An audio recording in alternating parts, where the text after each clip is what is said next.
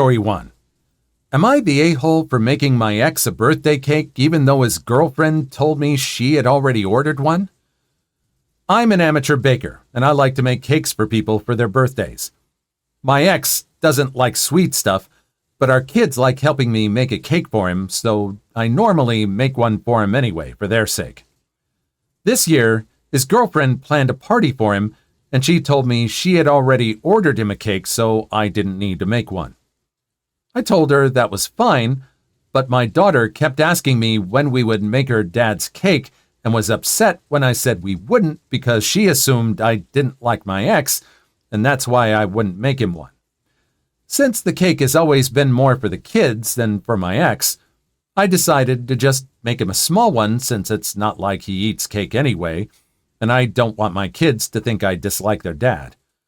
I told his girlfriend beforehand that I was going to make a small cake, and she told me not to, and that I couldn't bring it to the party. I told her I had to bring it to the party, as that's when the kids would give him his gifts.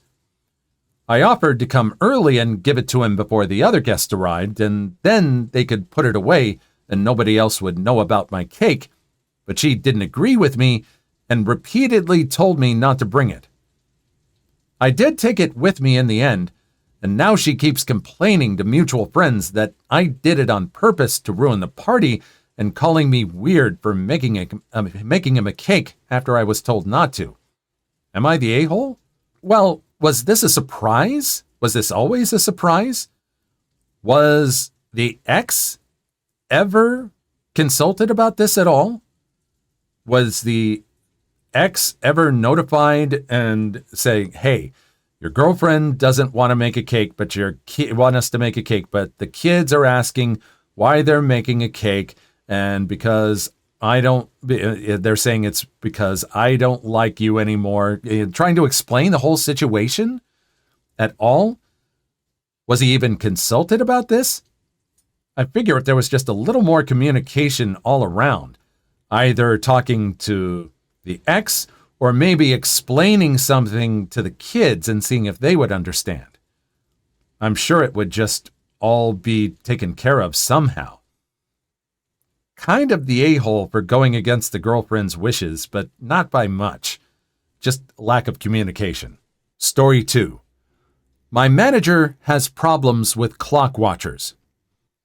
In my last job when I started, I would log in as soon as I got there, and if I had anything to finish up, I would do it before I left. I didn't mind as I'm a team player. This resulted in me doing 20 to 30 minutes a day of unpaid, but I liked the company and liked a clear desk. Fast forward 2 years, and my father-in-law was terminally ill. We got a call from the hospital telling us we had to get there as soon as possible, as he didn't have long left. I told my manager and left at 3:45. Core hours were 10 to 4. The next month, my pay was docked for half a day. I had already made 2 hours extra unpaid that week, but they told me they couldn't make exceptions, and the extra I did was my own decision. Alrighty then, I came in on the dot and left on the dot. I did this for 5 years. I worked to the letter of my contracted hours. My manager was talking to a new starter, and in my earshot, she told him she hated clock watchers who left on the dot as this doesn't show company loyalty. I leaned over and replied that loyalty works both ways, and being docked half a day's pay for attending the final bed of a beloved family member when I'd already done more than my weekly hours was cruel and unfeeling. So I showed the company the same level of compassion they showed me. After all, rules are rules and exceptions cannot be made. The new starter started on the dot and left on the dot, as did the whole staff. I dread to think how many extra hours they lost over the whole department over the next few years. It's true. Loyalty goes both ways. This person was putting in the extra work and was getting no loyalty of it. In fact, they were not showing him loyalty. For the final hours being in the company of a loved one, I bet you this is a company that says, oh, we're a family here. Yeah, and they really treat their family poorly. Awful. Yep, loyalty goes both ways. Story 3. Waitress gets stone-cold revenge on my behalf. So I have Asperger's syndrome, an autistic spectrum condition, and I also suffer from anxiety, which often manifests as a stutter. I'm usually a very talkative and upbeat person, but it often takes me a while to actually get my words out. While I'm trying to order at a restaurant, usually the staff are very patient and sympathetic. I get self-conscious pretty easily. So, entitled Daddy comes along while I'm ordering food at a coffee shop. He's standing behind me with his little kid as I'm trying to order. Stutter kicks in, and the lady at the counter is pleasantly helping me along. Entitled Daddy. Come on, just spell it out for frack's sake. We've been waiting ages. I try not to look at Entitled Dad and continue with my own business. I briefly glance down at his kid, who is starting to look extremely uncomfortable. Entitled Daddy. My kid's autistic, you know. We can't wait this long. Me. Yeah, so am I. So maybe you should be a little more understanding. Entitled Daddy. Just hurry the frack up, mate. Puts on a fake stutter. Stop being an attention seeker. I was kind of shocked he was just casually swearing in front of his little kid. What a great example to set, right? So I continue trying to finish giving my order so I can finally step aside and let this jerkwad have his turn once I paid for mine. I'm feeling pretty self-conscious again now, and I'm starting to feel myself about to cry. I have a very strong emotional reaction to the smallest confrontations. I think the lady serving me probably saw the look in my eyes. Now, I've never met any of the employees here, but the woman on that cash register is and always will be my hero. After he tried ordering, she was asking him loads of unnecessarily specific questions about what sauces and extras he wanted, but she was putting on a really exaggerated stutter. The register lady, do you want anything else? He was standing there trying to get her to spit it out as well, but she was taking like a full minute to say each sentence. You could see the cogs turning in Entitled Daddy's head. Entitled Daddy's kid was kind of laughing by now. I saw the register lady shoot him a little smile. Entitled Daddy. Right, you can stop taking the pee. Right the hell now. Register lady. I'm sorry, sir. I have a speech impediment. I got my food and headed for a table, but I had a perfect view of Entitled Daddy trying to place his order and pay. Very slowly. It took no less than 15 minutes to finally get his order in. It was a very slow day. The kid looked happy when he was given a huge lump of marshmallows for having to wait. I like to pretend that Entitled Daddy got spit in his coffee. I tipped the waitress like 20 pounds after that. I didn't even have to get revenge.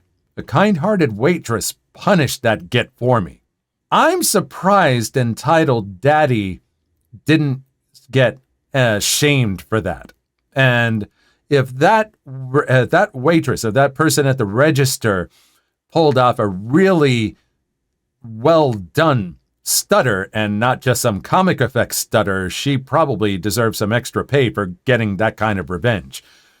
Just, if there were other people around, I was wondering if Entitled Daddy might have gotten shamed by other people. What are you doing? You're being insensitive to these people. I bet his kid isn't even autistic.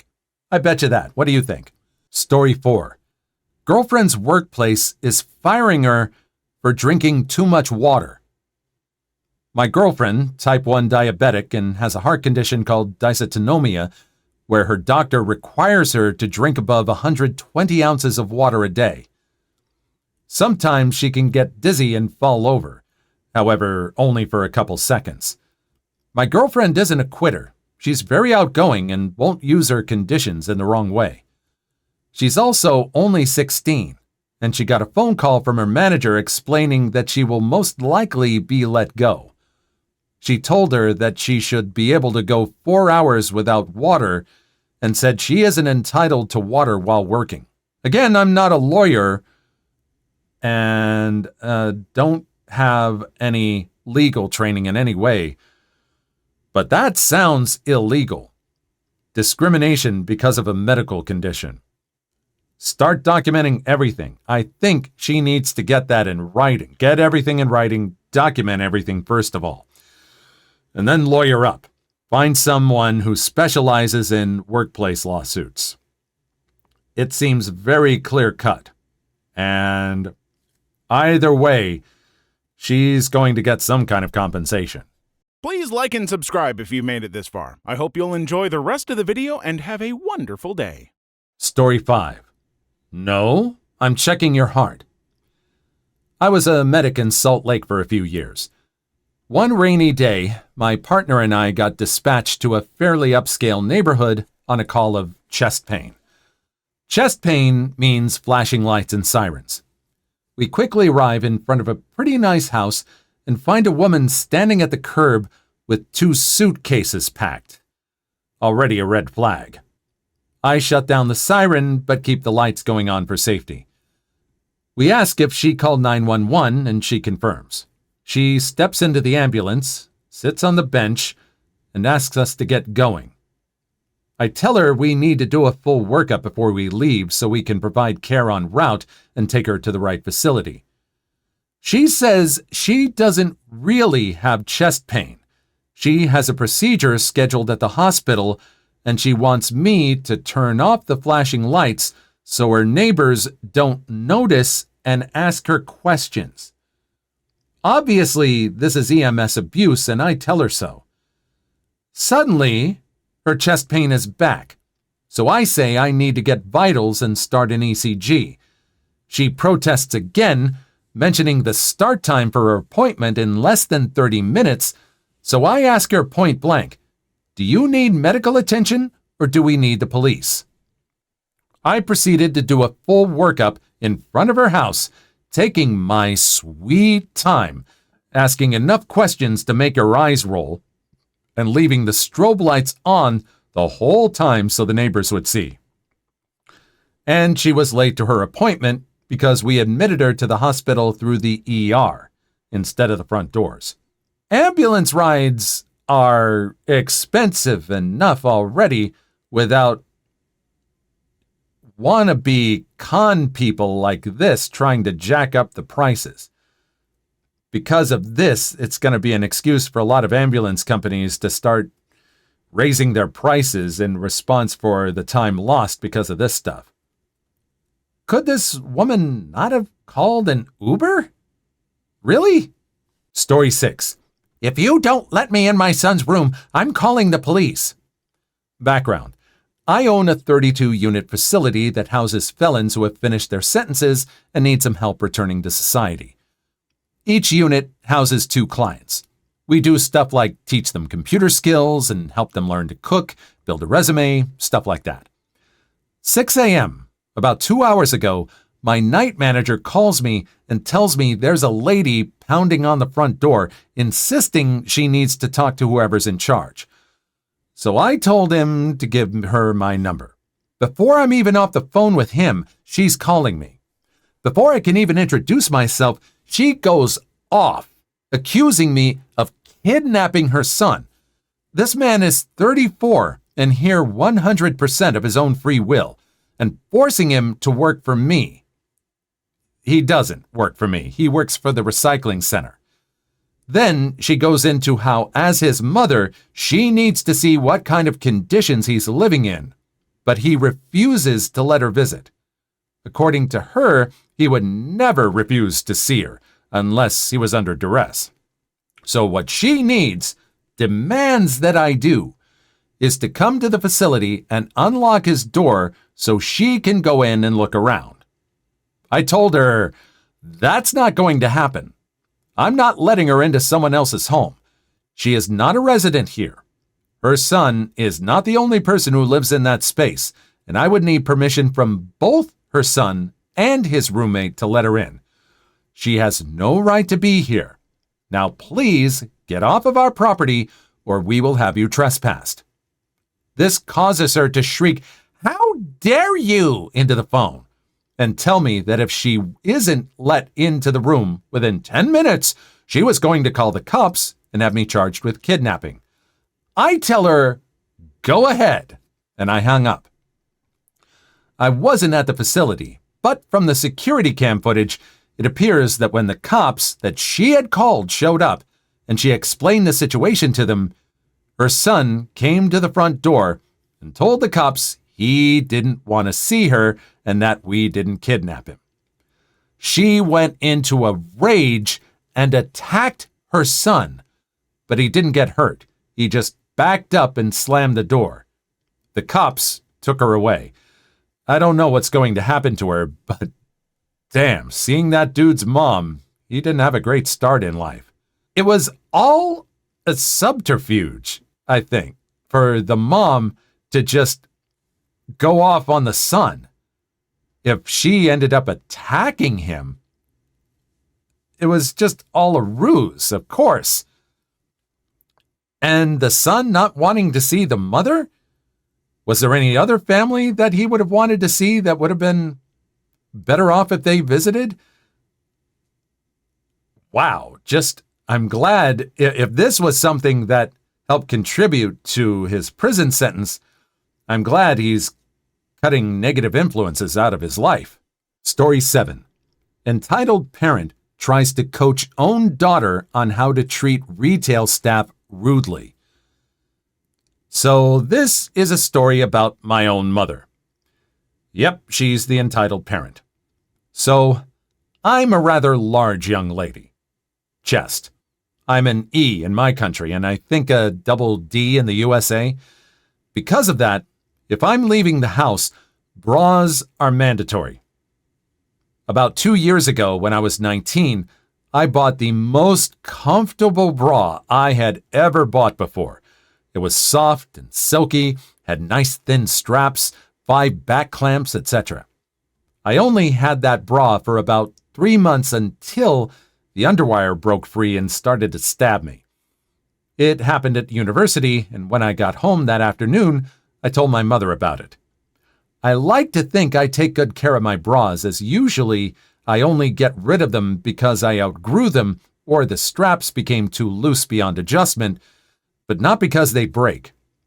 The bra was $60 and only 3 months old, so maybe it was just defective?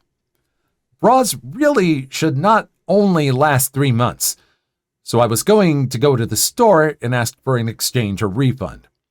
The only thing was, I didn't have a receipt. Like I said, I take good care of my bras, so I did not think to keep the receipt. I also was not a part of their brand's customer rewards service, as I only bought products there once for a sale. So they could not look up a name, membership, or profile with them. I told this to my mom and wondered what I should do. "Well, that's not okay," my mother started. "You know what to do, right?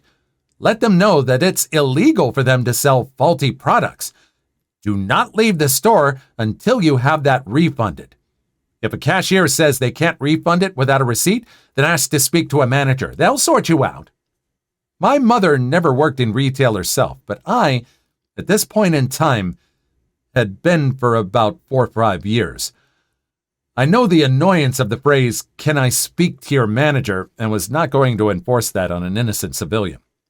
"No, I'm not going to do that," I replied. "That would just be rude." "Well, I could do it for you then. I'll just say, my daughter bought a defective bra, which is illegal to sell, and we demand a refund because according to the law..." "No, we're not doing that either. It's not the cashier's fault that that one bra happened to be defective, so I am not going to treat them as if it is. I'll just go in, explain my situation, and ask what their policy is about refunds without a receipt." So you know what? Ladies and gentlemen, that is exactly what I did. I walked in, found the cashier, and explained that my $60 bra broke in 3 months and I did not have the receipt in the friendliest and kindest way possible, because I know how much working retail sucks. The lady said that she did need some proof of purchase and asked me what day I bought it on. She was so kind and lovely as well. I pulled out my phone, opened my banking app. I looked at transactions 3 months ago and found the date of the exact $60 purchase. I gave her the date, she typed it into her computer, and found a transaction on that date for $60 in the exact bra, color, and size as mine.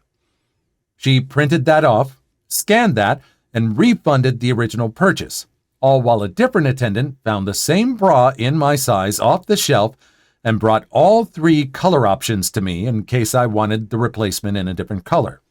I chose the original color, thanked both ladies for their amazing help, and walked out of the store with my new and non-defective bra. See, Mom? You can have a social interaction without belittling retail staff, acting like a know-it-all, and heaven forbid, demand to speak to the manager. Just be kind. Exactly. You stand out because you are calm and you're explaining the situation, and they see a reasonable person and they are more than willing to help you out. They like to deal with pleasant people like anyone else.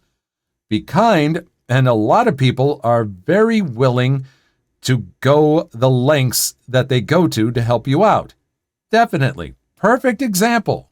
Please leave your story in the comments. I would love to make a video on them in the future. Also, don't forget to like and subscribe.